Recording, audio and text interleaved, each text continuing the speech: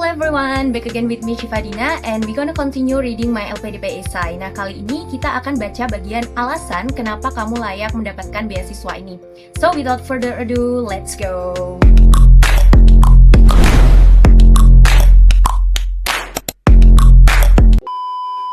Oke, anyway, bagian ini adalah lanjutan dari part 1 atau opening. Nah, kalian kalau belum nonton bisa coba lihat video pertama dulu, gitu. Nah, sebelum lanjut lagi, aku tekankan kembali ya guys, it's not the perfect tips or guideline to create an essay. Dan probably akan cukup subjektif gitu dengan style dan gaya penulisan aku. Jadi hopefully kalian bisa filter ya, yang menurut kalian bisa kalian ambil, I will be so happy. Kalau misalnya nggak sesuai style kalian, that's totally fine. Oke, let's start. Nah, bagian ini aku pisah jadi dua subtitle. Yang pertama punya subtitle Where I Began. Dan yang kedua yaitu The Journey I'm On and Where I'm Headed.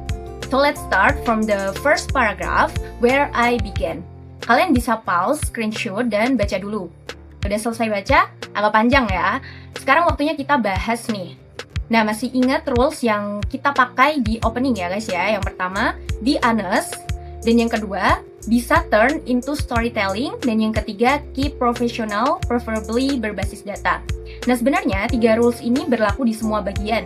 Dari opening, alasan kenapa kamu worth untuk mendapatkan beasiswa ini, komitmen kembali ke Indonesia, dan plan kontribusi sampai ke bagian penutup. Jadi, ingat terus rules ini termasuk di bagian ini nih. Kalau kalian baca ini, bukan tipe esai yang seserius gitu ya. Lebih ke storytelling, my experience, tapi nggak too much dan nggak overshare. Keep professional gitu.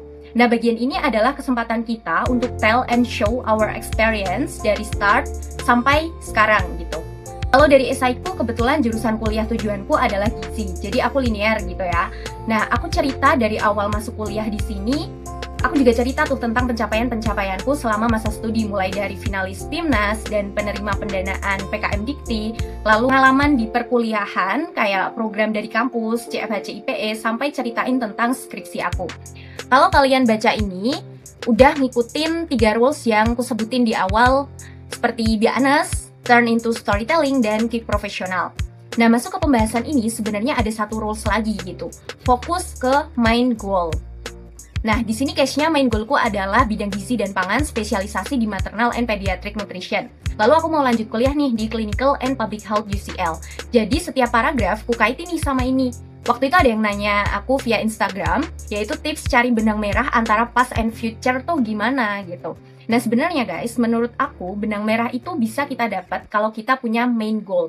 Kalau udah punya main goal, setiap poin di esai bisa mengacu pada goal itu gitu. Dari opening, pengalaman, rencana kontribusi, sampai penutup. Kita fokus dan kaitkan ke main goal gitu. Akhirnya yang awalnya nggak ada benang merah, mungkin ya nggak ada benang merah, eventually terbentuklah benang merah itu gitu.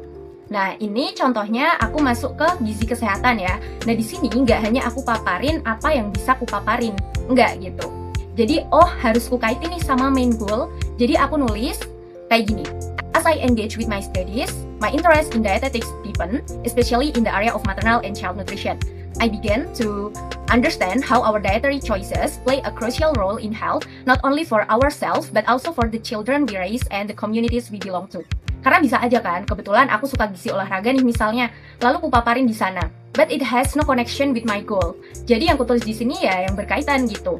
Nah, jadi kesimpulannya di sini kita harus masuk ke rules yang baru, yaitu fokus ke main goal. Kalau kita rangkum nih, ada 4 rules ya dari awal dulu. Yang pertama, be honest. Yang kedua, turn into storytelling. Ketiga, keep professional. Dan yang keempat, focus to our main goal. Oke, next ke subtitle selanjutnya, yaitu The Journey I'm On and Where I'm Headed. Kan kalau opening sama Where I Begin itu masuknya bagian past atau lampau gitu ya guys. Nah, bagian ini lebih ke present atau waktu sekarang. Dan mau kemana nih abis ini gitu. Nah, masih pakai rules yang sama. Di sini aku ceritain apa sih kesibukanku saat ini, which is aku lagi menjadi health researcher and copywriter di health technology startup. Nah, ke rules number 4, yaitu fokus ke main goal, di sini cukup challenging nih buat aku, karena kerjaanku yang sekarang nggak ada hubungannya sama gizi, maternal, and pediatric. Tapi aku tetap harus bikin benang merah, di mana harus kufokusin ke main goal. Makanya di sini kutulislah kayak gini. Even though my role is not directly centered on women and child food and nutrition, it has significantly broadened my knowledge of population health, digital health innovation, and effective health communication. The aspect I enjoy most about this position is how it reinforces my commitment to bridging science with real world impact, particularly through accessible and engaging communication. Jadi tetap punya korelasi gitu. No worries kalau kalian kerjaannya nggak relate sama jurusan yang mau kalian ambil. Ini lebih ke pinter-pinternya kita nyari korelasi sama main goal kita gitu. Nah, selesai kita paparin experience dan pengalaman kerja sekaligus apa yang kita lakuin sekarang, jangan lupa buat simpulin nih. Di sini aku tulis kayak gini. Jadi lagi-lagi kita hubungin sama goal di maternal and child nutrition. Habis itu, kita bisa mulai nih paparin ke univ tujuan kita. Di sini jangan lupa paparin kenapa kita milih jurusan dan kampus tujuan.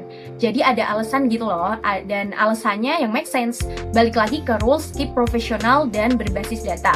Kalau di sini aku paparin ada 3 alasan kenapa aku mau ke Clinical and Public Health UCL. Nah, semoga ini alasan-alasan ini bisa memantik ide kalian ya buat bikin alasan. Yang pertama, kita bisa cari tahu profil lulusan dari jurusan itu kayak gimana. Kalau di UK, aku cek di HESA Graduate Outcomes Survey, di mana sekitar 27% of graduates from this program are employed in health and social care sector. This includes areas such as public health, food, and nutrition, which directly align with my career objectives. Yang kedua, kalian bisa cek modules atau course-nya apa aja sih, apakah relate sama tujuan kita, kayak gitu. Nah, yang ketiga, bisa ke profesor yang punya interest sama dengan kita. Pokoknya, banyak-banyak riset dan berbasis data akan lebih baik. Okay, I think that's all guys. Aku remind sekali lagi the 4 rules that we need to keep. Yang pertama, be honest. Yang kedua, storytelling. Ketiga, keep professional. Dan yang keempat, fokus to the main goal. That's all. Good luck for the LPDP guys. Hope you guys enjoy writing the essay. Dan jangan lupa subscribe untuk dapat notifikasi berikutnya, yaitu video tentang rencana pasca studi, komitmen kembali ke Indonesia, dan rencana kontribusi. See you!